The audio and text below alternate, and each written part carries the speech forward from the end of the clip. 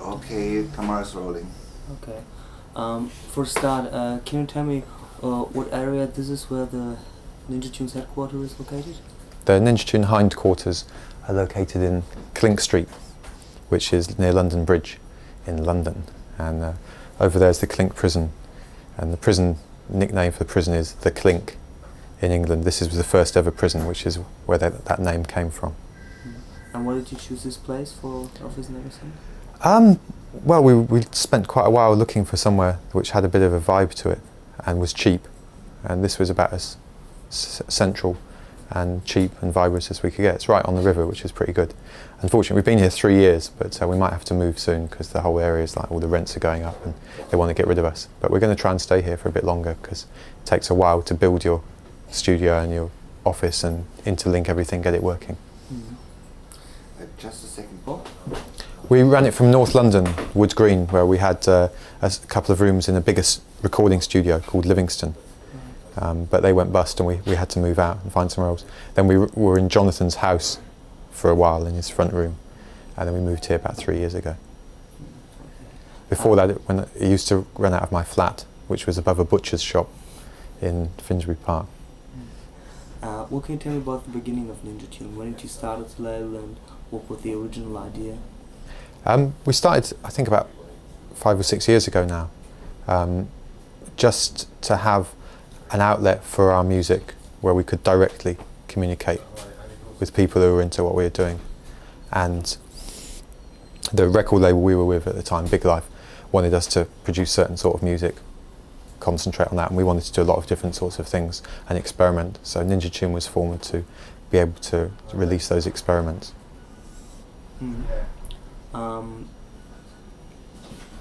And is there like a basic philosophy behind the label, or? There's no one philosophy behind ninjatune. There's a number of different strands, but there are some ideas in common amongst the people who work here. It's quite an alternative sort of company. We don't want too much in the way of kind of normal bureaucracy and bullshit like that. We have meetings, but they tend to be try to have genuine exchanges of information rather than power struggles. We just believe that the music and the other things, the art that we do that's associated with that, is important to do what you're interested in doing and do that as well as possible. And then to live in the real world, you have to be able to sell that product in some way. So it's having a reasonably efficient business structure as well, with a creative engine behind it. And how did you keep this engine going? We keep the engine going by making and releasing good music and good products. It's taken quite a long time to build ninjatune up to the state it's got at the moment. There's a lot of hard work there. Pete, who's the guy who basically runs everything, without him it would never have happened.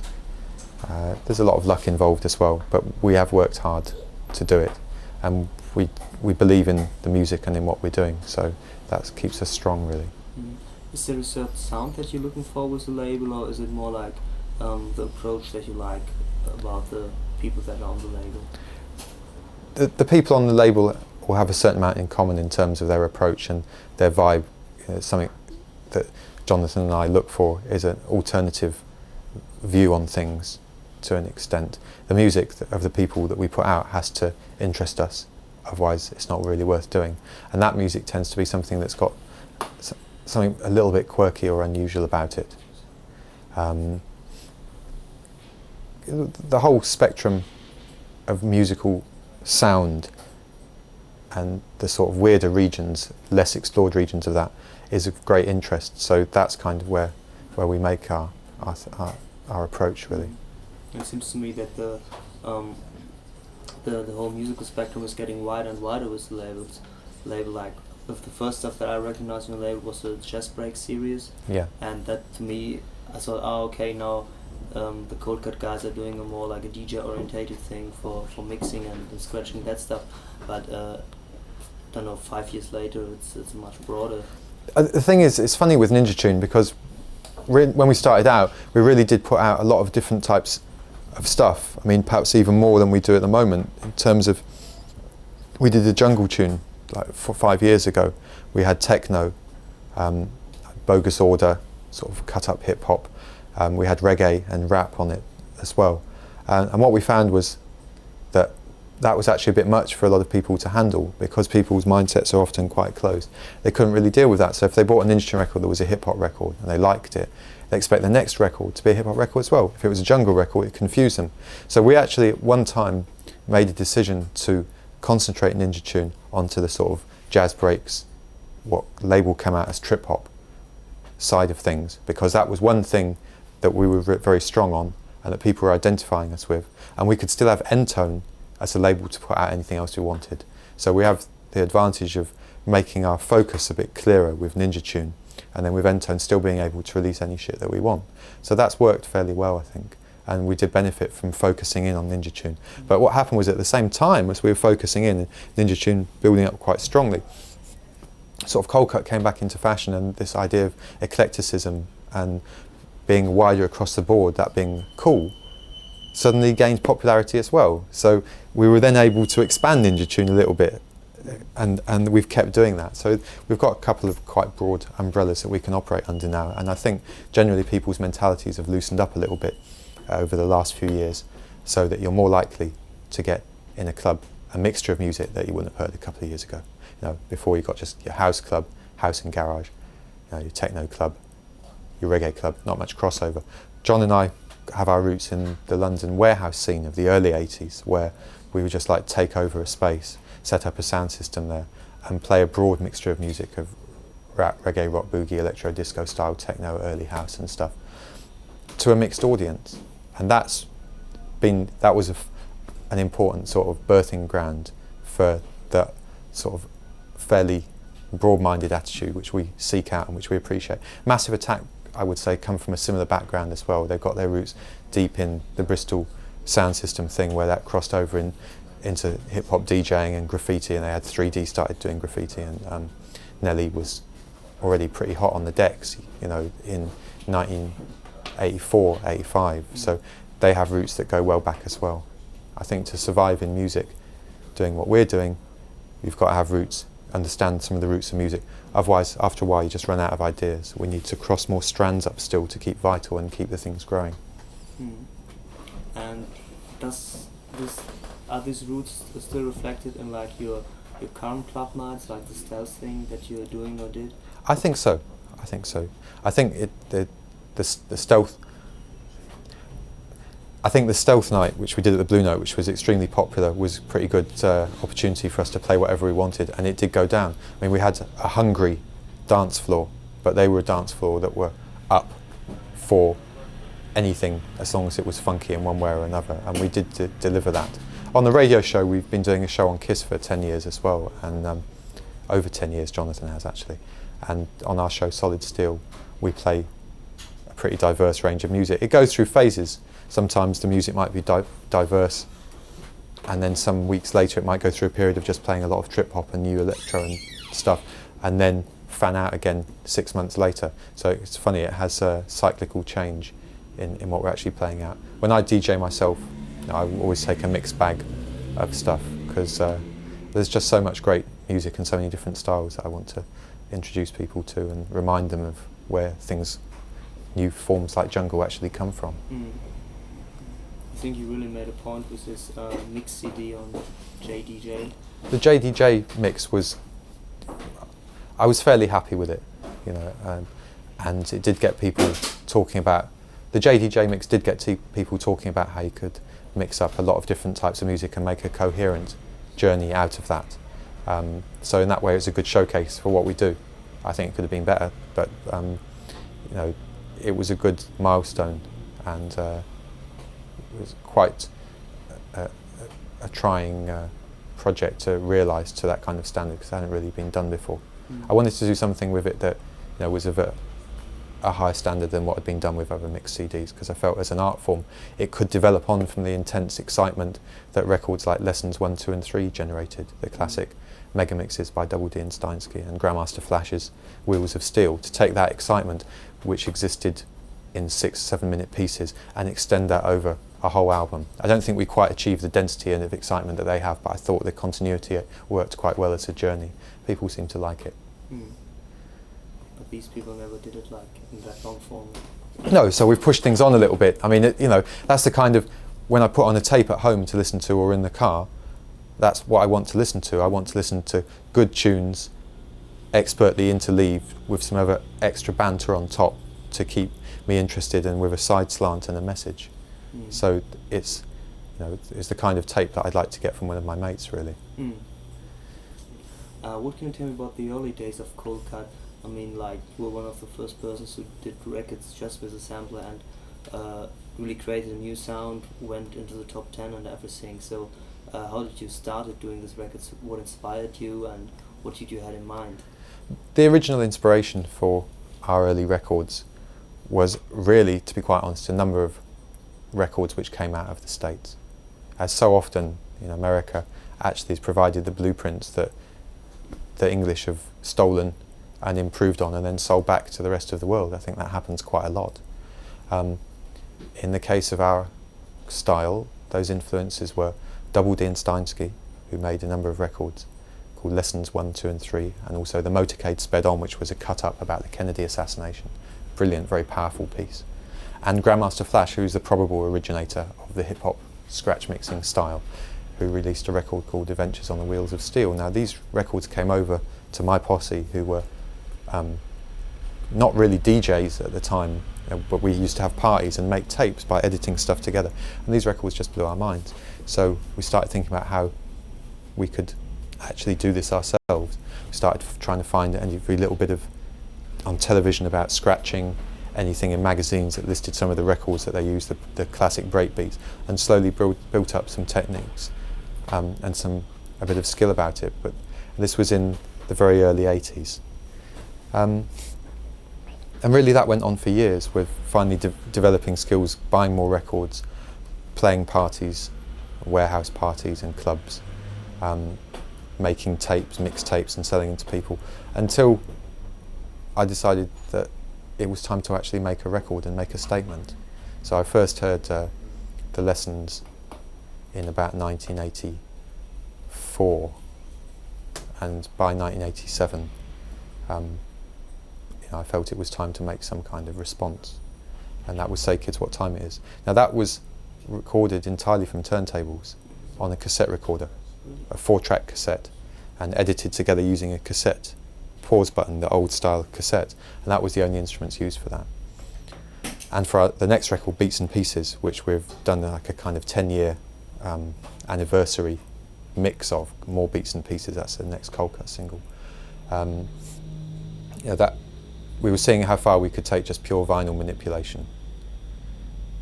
It was only after that we got a bit of money and we could afford to buy a little drum machine which sampled, a Casio drum machine, and we used that to make the next couple of records. Bought another bigger sampler, also a Casio, and from then on the sampler started to take over as the main tool that we were using. But it's funny, really, in the last few years we've gone back into the clubs more, discovered how good it can be to play music to an open-minded crowd again, and got more into vinyl manipulation. It's perhaps still the best interface for a DJ to communicate their sound is the vinyl, the deck, the mixer. After doing these two first singles, very soon after you found yourself like in the top 40, having some real hits. How did this happen? How did you feel about it? Well, all our top 40 hits and stuff, that's all ancient history really, and that was then and this is now. I mean, suffice it to say that we had a new sound and a new way of making music which was of sufficient interest to get us quite a lot of coverage, and the sound was sufficiently different to hook people in, and it combined with a lot of other things like the power of house music taking off, people's disillusionment with the stale kind of guitar music that they'd been fed with too much, the cross-cultural collection of people which we have in London, which started, I think, a fuse which is now blown up in the rest of the world, really. The DIY ethic. So all those things kind of contributed to making it work. Yeah, but it was, what I would like to know is about, this is a really unusual move for, like, you did records with people like Lisa Stansfield, who became popular afterwards, but also with people like Junior Reid, and then Coldcut was really a known name, more in the pop world or dance world, and then you disappeared and went underground again. I mean, normally people do it the other way around. But So how did this happen? And But to us, we never disappeared, you see. I mean, we were always there, always making music.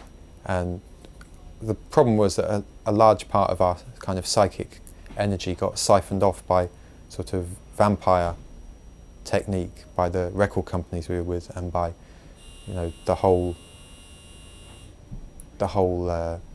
music business bullshit swamp of lawyers and managers and meetings and task forces and promotion and so on, which is part of the business, but it's not something that the artists want to be spending a lot of time with if they want to keep their sanity.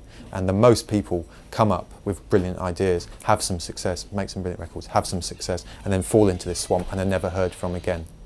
We've been lucky enough to crawl out again and, you know, had time to build ourselves up to a strong state again. And so we've been through the machine. Not many people get that chance. Again, Massive Attack have kind of been through it as well in some ways. But do you think that it seems to me that these lessons made your position and state of mind about being independent, Yes, much more stronger, more focused? Yeah, it would be true to say that our bad experiences that we had with record companies encouraged us to be independent and do as much as possible ourselves.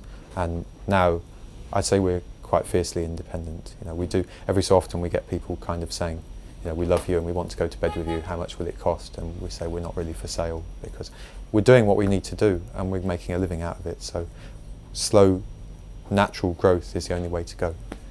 I mean, the thing which excites me most at the moment really is the multimedia side of things, and, you know, applying the kind of revolutionary aspect of DIY culture and the energy of club culture and dance music that exploded in the 80s, and apply that to all media, to music, to visuals, to books, to film, to programming, all aspects of information which can be delivered in a digital form, and combining those in new ways that there haven't been before. And I think that's really, we haven't really started yet. You know, our contribution is still to come.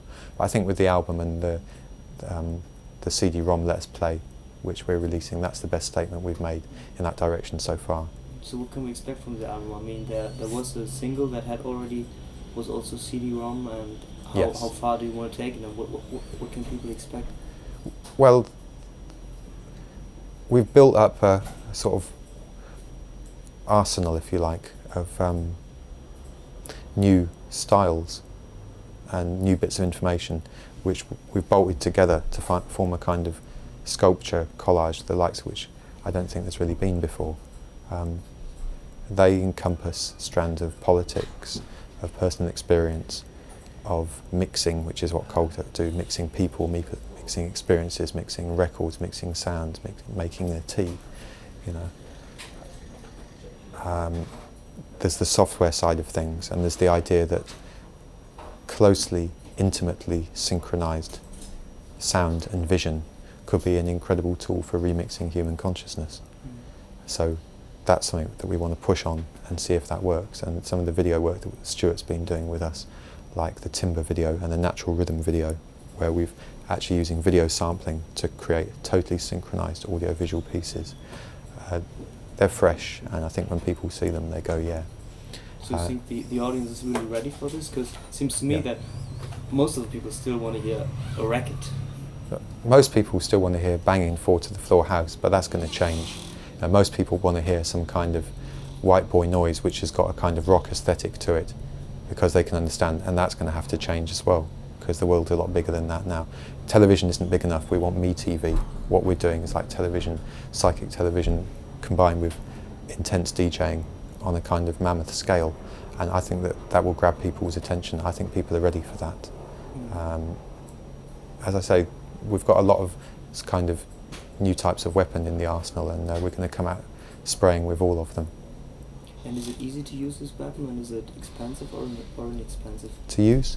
To use these new kind of media, because until now, yeah, I really like the idea of doing all this multimedia stuff, but until now it's only like people like David Bowie or U2 who are really doing it. The idea that it's only David Bowie or U2 who can afford multimedia is complete bollocks. That's put out by record companies who have kind of sad A&R man's idea of what a CD-ROM should be like, and then go to some company who say, yeah, fine, we can do that, and that'll be $400,000. well, fuck that, we can do all that in our living room. You know, we've got a team of people here who understand the tools and equipped with PCs. We can actually do all that stuff ourselves. And, you know, it's a lot of work, but it's more satisfying to actually do it for yourself. And we're delivering something that's a lot truer than something like the Bowie CD, which with all respect, you know, he probably wasn't really told that much about it, but you know, there is no connection between David Bowie and multimedia and CD-ROM. You know, the connection is totally artificial, whereas if you watch one of our videos, you get the idea of the integration that we're talking about immediately. That's something we're going to bring over in our live shows as well. The time has come for the DJ to get off the stage and stop bending moodily over the records and sitting on his record box. If he can't be a bit more entertaining than that, he's going to have to go. And the digital jockey who deals with mixing recorded media, digital media, is going to take their place, really. It's time for visual mixing to become as important as audio mixing, and for those to be integrated. And it's time for the human performance and interaction to get back in the equation, because the machines have been doing too much of the talking. Me personally, I haven't really seen a music CD-ROM that really interested me. Normally it's more like getting membership for a fan club, because you got song lyrics and photographs, and that's not really, you don't really need a new medium to transmit this kind of information. The CD-ROMs, the music CD-ROMs which have come out thus far have been pretty disappointing. I mean, we've kind of been trying to kick this along a bit, because Hex virtually invented what they call CD+, which is, we call a CD, music CD plus some other stuff. We did the first one about 6 years ago, and we've released 7 other ones since then, which have all been trying to push the idea of interactive music graphics on a little bit. And we've had, you know, with the limited resources we've had, I think we've done fairly well. But this, with the Coldcut CD-ROM, I think it's our best realisation so far. And it's just a beginning. It's just a beginning, you know. You just mentioned Hex, so what is this company actually doing, and how is it connected to ninjatunes? About 5 or 6 years ago, Mixmaster Morris introduced me to Robert Pepperell and Miles Visman, who were 2 artists that he knew that were interested in computer graphics.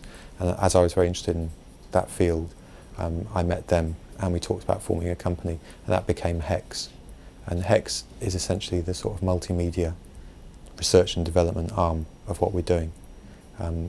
Hex have been an independent company who've done art installations for major art galleries in the UK, and have released these music CD-ROMs over the last few years, done quite a lot of VJing and performance things as well.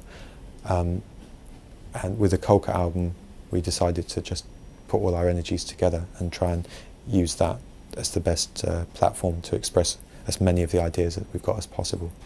So in a way, Hex is a sort of research and development arm of the Coldcut thing, so that we keep ahead. Okay. Maybe a few questions about the other ninjatune acts that we're going to feature in the program. What can you tell me about the Herbalizer? How did you come in contact with them, and how do you like their music?